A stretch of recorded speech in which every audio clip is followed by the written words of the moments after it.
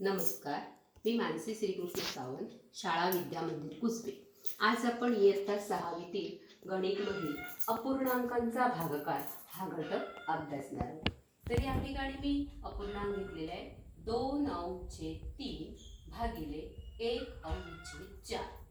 आता भागाकार करताना काय करायचं, तर आपण काल मागच्या याच्यात शिकलेलं की दिलेल्या अपूर्णांकांचा गुणाकार व्यस्त ज्याला येतोय त्याला भागाकार करणं अगदी सोपं आहे. मग या ठिकाणी आपण काय करणार आहोत बघा, तर पहिला अपूर्णांक आहे तसाच लिहायचा.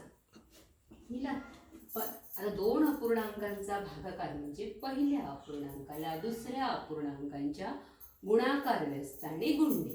आता या ठिकाणी पहिला अपूर्णांक मी लिहिला, त्यानंतर लिहिणार आहे गुणाकाराचं चिन्ह आणि त्याच्यानंतर 1/4 याचा गुणाकार व्यस्त किती, तर आपण शिकलो उलट करायचंय म्हणजे 4/1.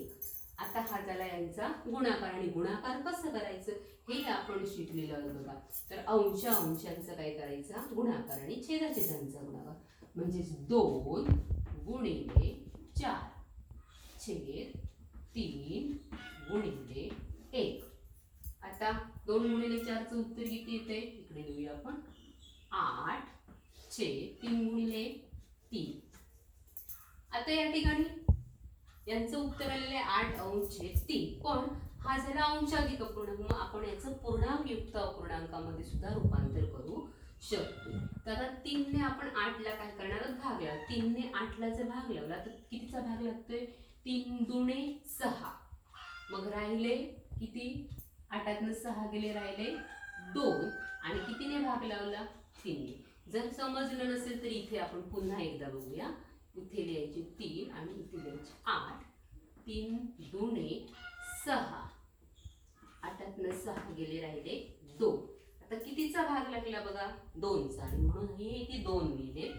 बाकी किती राहिली, 2, आणि ती आपण इथे लिहिली आणि कितीने भाग लिहिलं, 3 ने, आणि म्हणून ते इथे लिहिले. म्हणजे यांचा भागाकार किती आला, 2.2/3. आणि अशा प्रकारची उदाहरणं तुमच्या पुस्तकामध्ये दिलेली आहे, तुम्ही तुमच्या वहीमध्ये सोडवायची. धन्यवाद.